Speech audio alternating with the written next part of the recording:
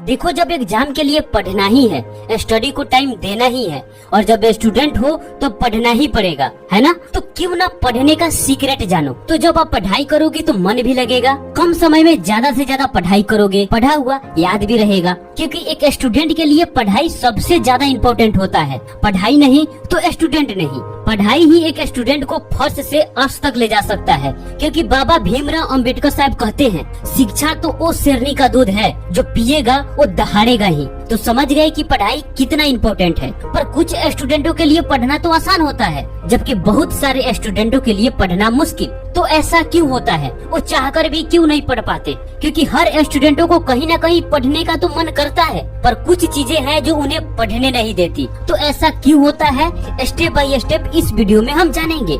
देखो, जब हम किसी भी बुक का कोई भी चैप्टर पढ़ते हैं तो इसलिए ताकि उस चैप्टर को अच्छे से समझ सके, उसका इम्पोर्टेंट टॉपिक हमें याद रहे, उस चैप्टर का जो भी क्वेश्चंस है उसे इजीली हम सॉल्व कर सके। तो इस वीडियो में हम दो ऐसे टॉपिक पर बात करेंगे जिसके बारे में हर स्टूडेंट को जानना सबसे ज्यादा इम्पोर्टेंट है। क्योंकि सिर्फ टिप्स देने से पढ़ाई नहीं होगा। पढ़ाई तब होगा जब उसे इम्प्लीमेंट करोगे, और इम्प्लीमेंट तब करोगे जब पढ़ाई में मन लगेगा, राइट। तो इस वीडियो को लास्ट तक देखते हो तो कुछ नया सीखने के साथ साथ अपने आप को उस काबिल तो बना ही लोगे। जब पढ़ना चाहोगे तो पढ़ाई करोगे, मन ज्यादा भटकेगा नहीं, और जब पढ़ोगे तो पूरी तरह फोकस्ड होकर। टॉपिक नंबर 1, डीप कंसंट्रेशन के साथ हाईली इफेक्टिव स्टडी कैसे करें। देखो, अगर स्टूडेंट की कोई सबसे बड़ी प्रॉब्लम है ना, तो वो है पढ़ाई में कंसंट्रेट नहीं कर पाते। जब पढ़ाई के लिए बैठते हैं तो कुछ ही समय बाद पढ़ाई से मन उबने लगता है, और जब मन ही नहीं लगेगी तो पढ़ाई भला कैसे होगी। और सबसे बड़ी यही एक कारण है जिसे कई स्टूडेंट एग्जाम में या तो फेल हो जाते हैं, या किसी का नंबर कम आ जाता है, या कोई पढ़ता है तो याद नहीं रहता। और कंसंट्रेशन भंग होने का एक नहीं कई कारण है। नंबर 1, पढ़ने से पहले आप खाते क्या हो। अगर भारी खाना जैसे चावल खाते हो, वो भी पूरे ओवरलोड, उसके बाद जब पढ़ोगे तो नींद आएगी ही। या तो पढ़ने से पहले कुछ खाओ ही मत, या कुछ खाओ तो बहुत कम। अगर पढ़ने से पहले कुछ खा भी रहे हो तो कुछ ऐसा खाओ जिसे नींद आने की संभावना ना हो। नंबर 2, आप कब और किस जगह पर पढ़ाई करते हो। आप पूरे दिन अपने माइंड को उलझाकर उसकी पूरी एनर्जी को खत्म करके शाम को अच्छे से पढ़ाई कर नहीं पाओगे। और जगह ऐसा जिसका माहौल अशांत हो, तब भी नहीं पढ़ पाओगे। नंबर 3, आपका मेंटल और फिजिकल लेवल क्या है। मेंटल मतलब मस्तिष्क की ऊर्जा, और फिजिकल मतलब शारीरिक ऊर्जा। ये दोनों बेहतर पढ़ाई के लिए सबसे ज्यादा इम्पोर्टेंट है। नंबर 4, पढ़ने से पहले आप क्या करते हो। उस इंसान से तो पढ़ाई में कंसंट्रेट कर पाने का कोई उम्मीद ही नहीं किया जा सकता जो पढ़ने से पहले कई घंटे सोशल मीडिया पर या गेम खेलने में बिताया हो। और मुझे लगता है कि अब स्टूडेंट के लिए ये सबसे बड़ी प्रॉब्लम बनते जा रही है। इतना ही समझो कि जिस इंसान का मन आसानी से सस्ता मनोरंजन की ओर डाइवर्ट हो जाता है, वो कभी भी अपने लाइफ में कोई अर्थपूर्ण काम नहीं कर सकता। वो अपने किसी भी टारगेट को अचीव नहीं कर सकता। इसे मिलता कुछ नहीं, पर आपका जाता बहुत कुछ है। आप 10 दिन के लिए सोशल मीडिया यूज ना करो, इससे कोई फर्क नहीं पड़ेगा। लेकिन आप 10 दिन के लिए पढ़ाई ना करो तो उससे बहुत फर्क पड़ेगा। अगर मनोरंजन के तौर पर ले भी रहे हो तो उतना ही लो जिसकी वजह से नुकसान ना हो। मैं नहीं कहता कि आप इसे कंट्रोल करो, क्योंकि मोबाइल आपके पास चलकर नहीं आता। सोशल मीडिया ऐप अपने आप ओपन हो नहीं जाता, आप मोबाइल के पास चलकर जाते हो और ओपन करते हो। मैं कहता हूँ कि आप खुद को अंदर से स्ट्रॉन्ग बनाओ, क्योंकि बाहर की दुनिया बहुत स्ट्रॉन्ग है। अगर आप मेंटली वीक रहोगे तो आप हमेशा सस्ता मनोरंजन की जाल में फंसते रहोगे। लेकिन अंदर से स्ट्रॉन्ग रहोगे तो आप खुद डिसाइड करोगे कि मुझे कब क्या करना है और कब क्या नहीं करना है। देखो, एक स्टूडेंट के लिए 3 चीजें सबसे ज्यादा जरूरी है। मन शांत हो, मन कम से कम भटके, मन तनाव मुक्त हो, कोई चिंता ना हो, खास करके तब जब आप पढ़ रहे हो। और जब पढ़ रहे हो तो पूरी कंसंट्रेशन के साथ। और बेहतर पढ़ाई के लिए कितने भी तरीके क्यों ना बता दिया जाए, कितना भी मोटिवेट क्यों ना कर दिया जाए, जब तक मन साथ नहीं देगा ना दोस्त, तब तक कोई तरीका काम नहीं आने वाला। तो इसके लिए करना क्या होगा। देखो, मन को जबरदस्ती कंट्रोल नहीं किया जा सकता। आपको कोई कितना ही भी बोले कि मन को कंट्रोल करो और पढ़ाई में लगाओ, नहीं हो सकता।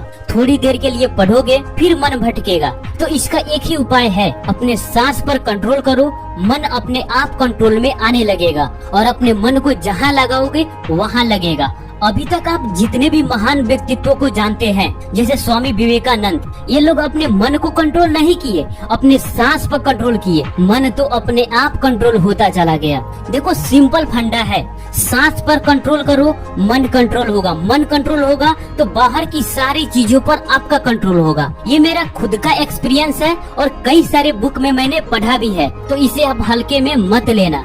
तो इसके लिए करना क्या होगा? प्राणायाम। देखो वैसे भी तो प्राणायाम कई प्रकार के होते हैं, लेकिन मैं आपको सिंपल तरीका बताऊंगा जिसे आप आसानी से कर पाओ और आपको मुश्किल ना लगे, क्योंकि बहुत सारे लोग इसे मुश्किल मानकर ही छोड़ देते हैं। इसे करना कब है? सुबह में खाली पेट। सबसे पहले इन 4 आसन में से किसी एक आसन में आपको बैठ जाना है। ये आसन सबसे परफेक्ट है, या जिस भी आसन में आप लंबे समय तक बैठ सकते हैं वो सही है। आपको तनकर बैठना है, पीठ और गर्दन सीधा होना चाहिए। देखो शरीर पर किसी भी प्रकार के तनाव मत डालो, वरना लंबे समय तक बैठना कठिन होगा। एकदम रिलैक्स हो जाओ। उसके बाद अपने आँख को बंद कर लेना है। आप चाहे तो अपनी दृष्टि को नाक के नोक पर केंद्रित कर सकते हैं। ये थोड़ा मुश्किल है क्योंकि आँख में दर्द होने लगता है। ये आप कर सकते हो तो अच्छी बात है, वरना आप सिंपल कर सकते हो। उसके बाद धीरे धीरे अपने सांस को अंदर लेना है। जल्दबाजी बिल्कुल ना करें। लंबी गहरी आपको सांस पेट के अंदर भरना है और फिर लंबी गहरी सांस आपको बाहर छोड़ना है। बाहर छोड़ते वक्त आपका पेट अंदर जाने लगेगा। आप अपने सुविधा के अनुसार इसे 10 से 20 बार दोहरा सकते हैं। जब आप सांस ले रहे हो और छोड़ रहे हो तो आपका फोकस सांस पर होना चाहिए कि मैं सांस ले रहा हूँ और सांस छोड़ रहा हूँ। इससे आपका ध्यान दूसरे जगह नहीं भटकेगा। देखो जब आप ऐसा करोगे तो आप पहले से ज्यादा शांत हो जाओगे, आपके विचार बदलने लगेंगे और आप सही और गलत क्या है ये डिसाइड करने लगोगे। दोस्त ये बिल्कुल सिंपल है, पहले इसका प्रैक्टिस करो। उसके बाद आप अनुलोम विलोम प्राणायाम कर सकते हो। उसके बाद आप नाड़ी शोधन प्राणायाम कर सकते हो। देखो इस प्राणायाम के बारे में हर स्टूडेंट को जानना चाहिए और इसका प्रैक्टिस करना भी चाहिए। देखो जब आप इसका प्रैक्टिस करोगे तो आप एक नॉर्मल स्टूडेंट नहीं रहोगे, ये मेरा गारंटी है, क्योंकि इससे आपका फोकस पावर बढ़ेगा, एनर्जी इंक्रीज होगा। मन हमेशा पहले के जैसा इधर उधर भटकेगा नहीं और पढ़ाई में मन भी लगेगा। इससे आपका याददाश्त भी बढ़ेगा। आप देखोगे कि आप पहले से ज्यादा पढ़ाई कर रहे हो और जब पढ़ाई करोगे तो एक बेहतर स्टूडेंट क्यों नहीं बनोगे। टॉपिक नंबर 2, पढ़ने का परफेक्ट तरीका क्या है, जिसे 90% स्टूडेंट नहीं जानते, जो साइंटिफिकली प्रूव्ड है। देखो किसी भी चीज को याद रखने का एक प्रोसेस होता है। जब आप कोई मूवी या टीवी सीरियल देखते हो तो घंटों की कहानी कैसे याद रह जाती है और लंबे समय तक? ऐसा इसलिए होता है क्योंकि मूवी या टीवी सीरियल में हम लोगों को बात करते, चलते, नाचते और गाते देखते हैं। सभी लोगों की आवाज और बोलने तथा चलने का तरीका भी अलग होता है और उसे हम सिर्फ सुनते नहीं देखते हैं, है ना? इसी कारण वह मूवी या टीवी सीरियल लंबे समय तक याद रह जाती है, क्योंकि हमारे दिमाग को फोटो तथा वीडियो के रूप में कुछ दिखाया जाए तो वह ज्यादा लंबे समय तक याद रख सकता है। सोचो कि यदि मूवी या टीवी सीरियल में सभी लोगों की आवाज को एक ही व्यक्ति की आवाज से बदल दिया जाए तो क्या होगा? मूवी की स्टोरी उतनी अच्छी तरह से याद नहीं रहेगी, है ना? ठीक ऐसा ही पढ़ाई के साथ होता है। पढ़ाई की कोई आवाज नहीं होता, कोई चेहरा नहीं होता, कोई वीडियो नहीं होता, सिर्फ किताबें होती है और उसमें टेक्स्ट होते हैं। इसलिए उन्हें याद रखना थोड़ा मुश्किल होता है, लेकिन हमारे दिमाग में टेक्स्ट को याद रखने का एक फार्मूला होता है, जिसकी वजह से हम अपने दिमाग में पढ़ाई को भी लंबे समय तक याद रख सकते हैं। पढ़ाई करने का फार्मूला क्या है? जो स्टूडेंट एग्जाम में अच्छे मार्क्स लाते हैं वह पढ़ाई करने का एक प्रोसेस को फॉलो करते हैं। इसमें कुछ निश्चित स्टेप होते हैं जिन्हें पढ़ते टाइम फॉलो करना होता है। ज्यादा मुश्किल नहीं है, बहुत आसान है। तो वो फार्मूला क्या है? उस फार्मूला का शॉर्ट फॉर्म है SQ3R। S का मतलब सर्वे, Q का मतलब क्वेश्चन, फर्स्ट R का मतलब रीड, सेकेंड R का मतलब रिसाइट और थर्ड R का मतलब रिव्यू। नंबर 1, सर्वे। आपको जो भी चैप्टर पढ़ना है सबसे पहले उसका सर्वे करना है। जैसे आपको कौन सा चैप्टर पढ़ना है ये तो आपको पहले ही पता रहता है। उस चैप्टर का नाम क्या है ये भी कुछ लोगों को पता रहता है। वह चैप्टर किस टॉपिक के बारे में है ये जानना इम्पोर्टेंट है। उस चैप्टर में कौन कौन सी फोटो है, इससे ये बेसिक नॉलेज हो जाएगा कि इसमें कौन कौन सी चीजें पढ़ने को मिल सकता है। उस चैप्टर में कौन कौन से हेडिंग है इस पर बहुत सारे स्टूडेंट ध्यान ही नहीं देते।